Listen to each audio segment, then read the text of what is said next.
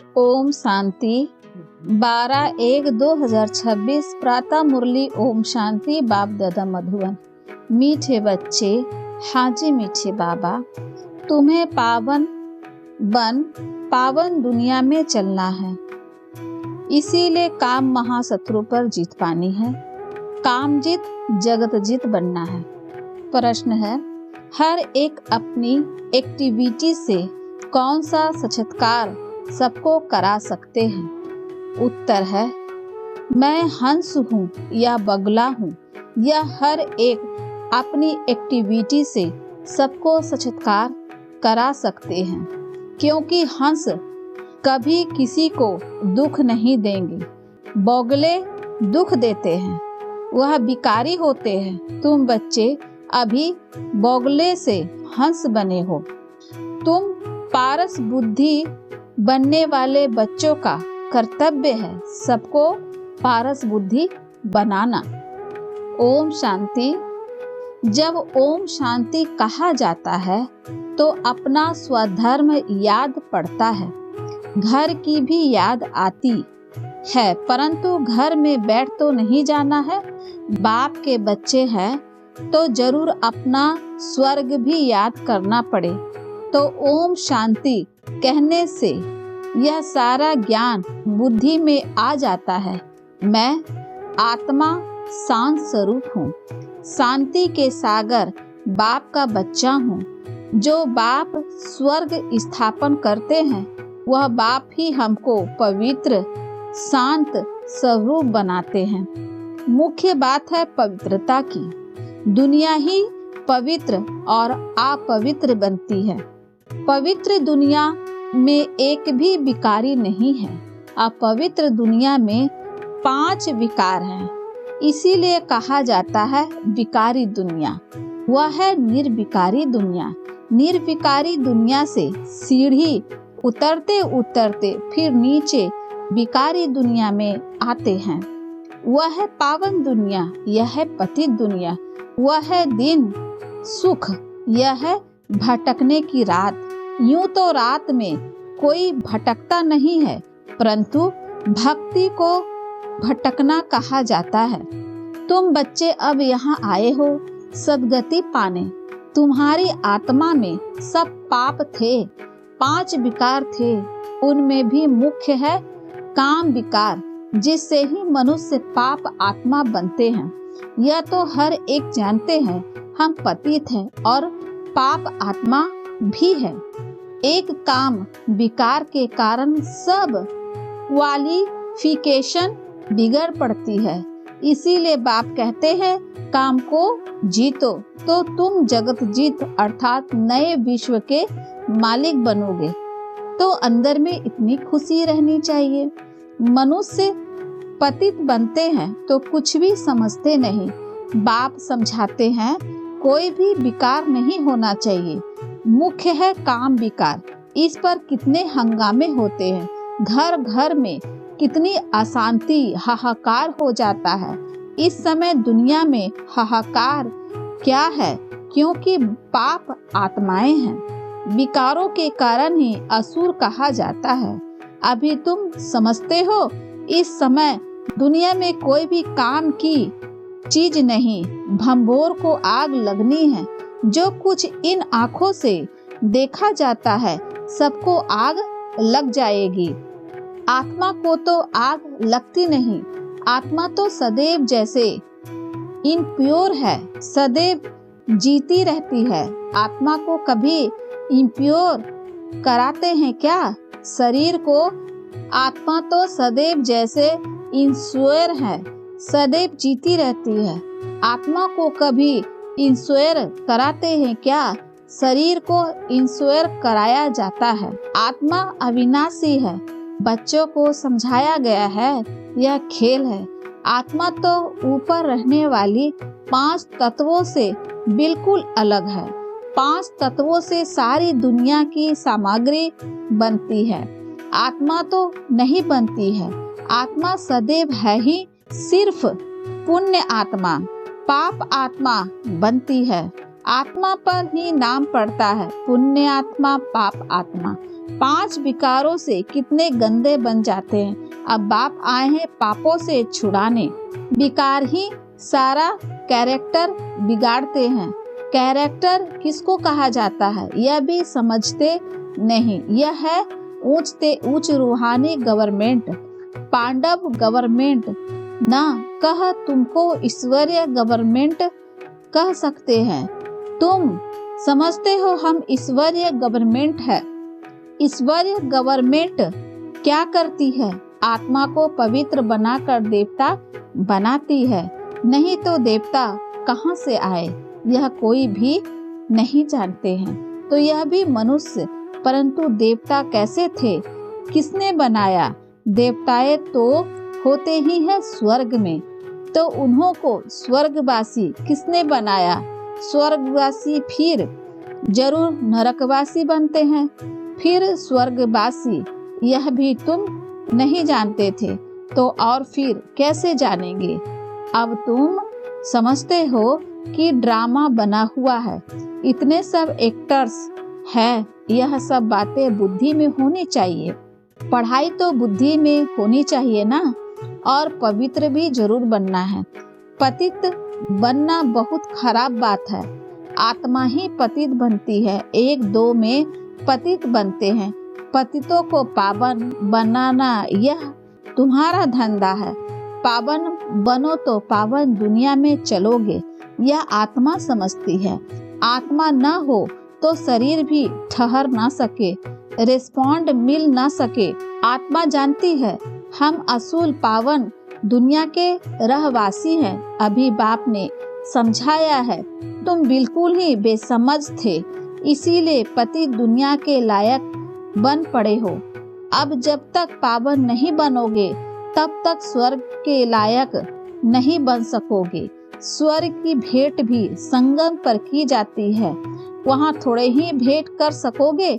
इस संगम युग पर ही तुमको सारा ज्ञान मिलता है, पवित्र बनने का हथियार मिलता है। एक को ही कहा जाता है पतित पावन। बाबा हमको ऐसा पावन बनाओ, यह स्वर्ग के मालिक है ना। तुम जानते हो हम ही स्वर्ग के मालिक थे, फिर 84 जन्म लेकर पतित बने हैं। श्याम और सुंदर इनका नाम भी ऐसा रखा है। श्री कृष्ण का चित्र श्याम बना देते हैं, परंतु अर्थ थोड़े ही समझते हैं। श्री कृष्ण भी तुमको कितनी क्लियर समझानी मिलती है। इनमें 2 दुनियाएं कर दी है। वास्तव में 2 दुनियाएं तो है नहीं, दुनिया एक ही है। वह नई और पुरानी होती है। पहले छोटे बच्चे नए होते हैं, फिर बड़े बन बूढ़े होते हैं।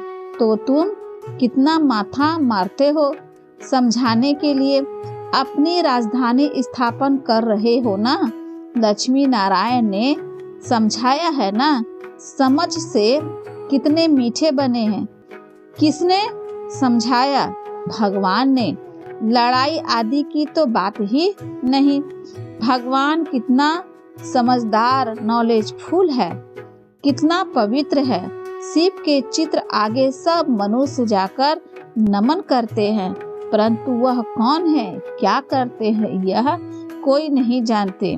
शिव काशी विश्वनाथ गंगा बस सिर्फ कहते रहते हैं, अर्थ जरा भी नहीं समझते।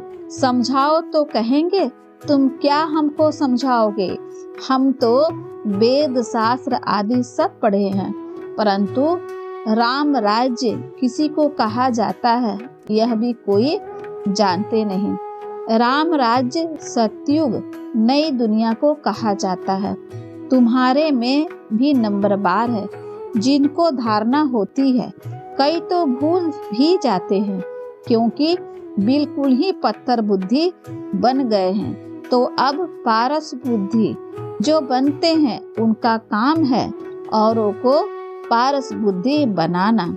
पत्थर बुद्धि की एक्टिविटी वही चलती रहेगी, क्योंकि हंस और बगुले हो गए ना। हंस कभी किसी को दुख नहीं देते, बगुले दुख देते हैं।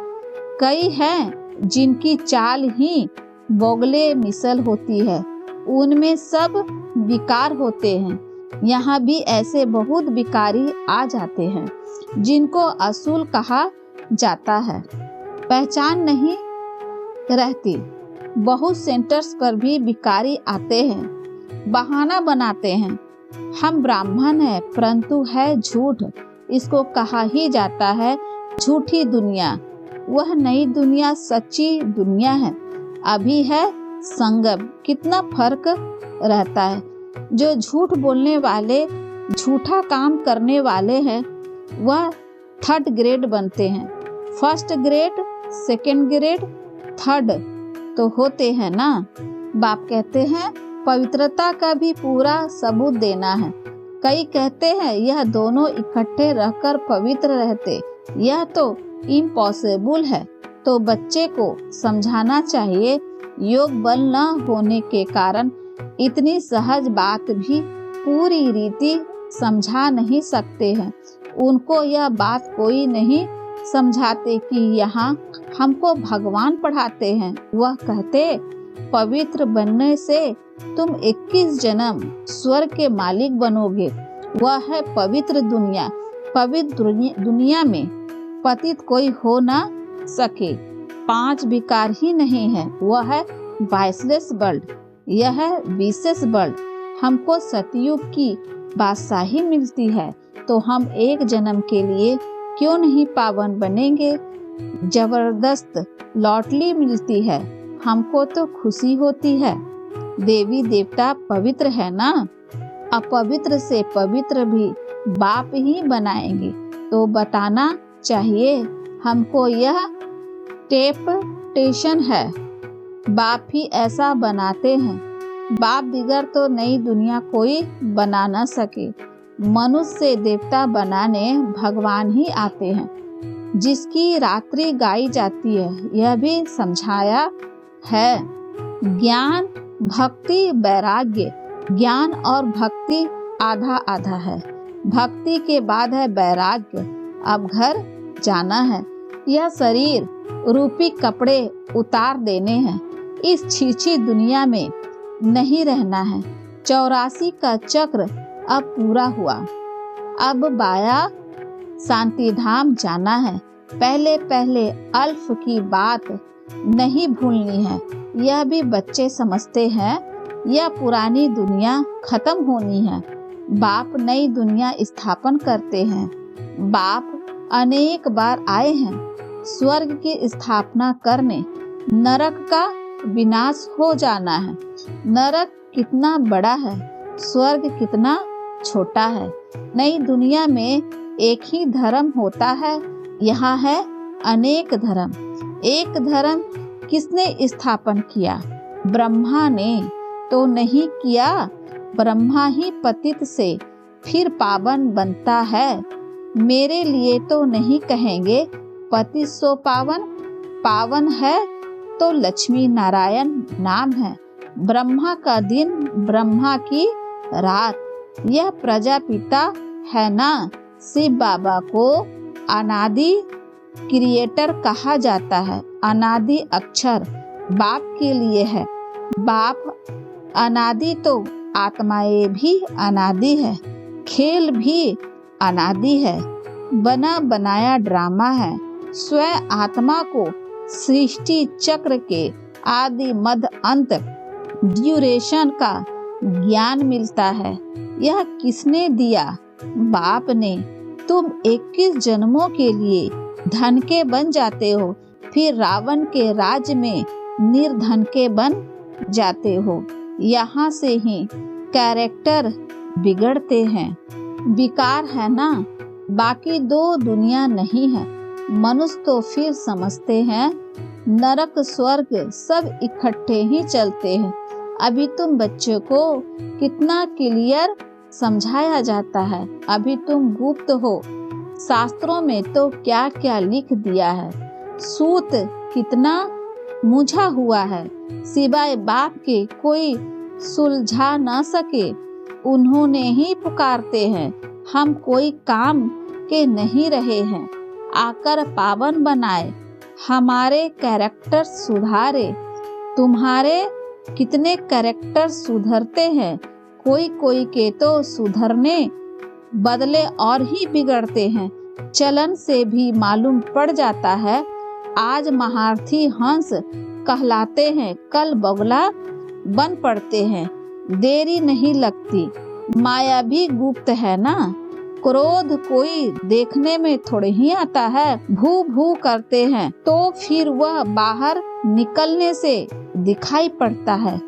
फिर आश्चर्यवंत सुनंती कथनती भागंती हो जाते हैं, कितना गिरते हैं, एकदम पत्थर बन जाते हैं।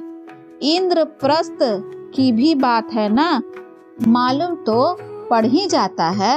ऐसा फिर सभा में नहीं आना चाहिए। थोड़ा बहुत ज्ञान सुना है तो स्वर्ग में आ ही जाते हैं। ज्ञान का विनाश नहीं हो सकता। अब बाप कहते हैं, तुमको पुरुषार्थ कर ऊंच पद पाना है। अगर विकार में गए तो पद भ्रष्ट कर देंगे। सूर्यवंशी चंद्रवंशी बनेंगे, फिर वैश्य वंशी शूद्र वंशी। अभी तुम समझते हो यह चक्र कैसे फिरता है। वह तो कलयुग की आयु ही 40,000 वर्ष कह देते हैं। सीढ़ी तो नीचे उतरनी होती है ना। 40,000 वर्ष हो तो मनुष्य ढेर हो जाए। 5,000 वर्ष में ही इतने मनुष्य हैं जो खाने को नहीं मिलता, तो इतने 1000 वर्ष में कितनी वृद्धि हो जाए। तो बाप आकर धीरज देते हैं। पतित मनुष्यों को तो लड़ना ही है। उन्हों की बुद्धि इस तरफ आना। अब तुम्हारी बुद्धि देखो कितनी बदलती है। उन्हों की बुद्धि इस तरफ आ ना सके, अब तुम्हारी बुद्धि देखो कितनी बदलती है। फिर भी माया धोखा जरूर देती है। इच्छा मात्रम अविद्या, कोई इच्छा की तो गया, बथ नाट एपेनी बन जाते हैं। अच्छे अच्छे महारथियों को भी माया कोई न कोई प्रकार से कभी धोखा देती रहती है। फिर वह दिल पर चढ़ नहीं सकते, जैसे लौकिक माँ बाप के दिल पर नहीं चढ़ते। कोई तो बच्चे ऐसे होते हैं जो बाप को भी खत्म कर देते हैं, परिवार को खत्म कर देते हैं। महान पाप आत्माएं हैं। रावण क्या कर देते। बहुत डटी दुनिया है, इसने कभी दिल नहीं लगानी चाहिए। पवित्र बनने की बड़ी हिम्मत चाहिए। विश्व की बादशाही की प्राइज लेने के लिए पवित्रता मुख्य है। इसीलिए बाप को कहते हैं कि आकर पावन बनाओ। अच्छा, मीठे मीठे सिखलद्दे बच्चों प्रति माता पिता बाप दादा को याद प्यार और गुड मॉर्निंग। रूहानी बाप की रूहानी बच्चों को नमस्ते। हम रूहानी बच्चों की ओर से रूहानी माता पिता बाप दादा को याद प्यार और नमस्ते बाबा। शुक्रिया बाबा, शुक्रिया। धारणा के लिए मुख्य सार है। पहला, माया के धोखे से बचने के लिए इच्छा मात्रम अविद्या बनना है। इस डट्टी दुनिया से दिल नहीं लगानी है। दूसरा है, पवित्रता का पूरा पूरा सबूत देना है। सबसे ऊंचा कैरेक्टर ही पवित्रता है। अपने आप को सुधारने के लिए पवित्र जरूर बनना है। वरदान है, त्रिकालदर्शी स्थिति में स्थित रह, सदा अचल और साक्षी रहने वाले नंबर 1 तकदीरवान भव। त्रिकालदर्शी स्थिति में स्थित रह, सदा अचल और साक्षी रहने वाले नंबर 1 तकदीरवान भव। त्रिकालदर्शी स्थिति में स्थित होकर हर संकल्प, हर कर्म करो और हर बात को देखो। यह क्या, यह क्या, यह क्वेश्चन मार्क ना हो। सदा फुल स्टॉप नथिंग न्यू। हर आत्मा के पाठ को अच्छी तरह से जानकर पाठ में आओ। आत्माओं के संपर्क में आते न्यारे और प्यारेपन की समानता रहे तो हलचल समाप्त हो जाएगी। ऐसे सदा अचल और साक्षी रहना, यही है नंबर 1 तकदीरवान आत्मा की निशानी। इस स्लोगन है, सहनशीलता के गुण को धारण करो तो कठोर संस्कार भी शीतल हो जाएंगे। सहनशीलता के गुण को धारण करो तो कठोर संस्कार भी शीतल हो जाएंगे। अव्यक्त इशारे, इस अव्यक्त मास में बंधन मुक्त रह जीवन मुक्त स्थिति का अनुभव करो। आप लोगों का स्लोगन है, मुक्ति और जीवन मुक्ति हमारा जन्मसिद्ध अधिकार है। परम धाम में तो यह पता ही नहीं पड़ेगा कि मुक्ति क्या है, जीवन मुक्ति क्या है। इसका अनुभव इस ब्राह्मण जीवन में अभी करना है। अच्छा, ओम शांति।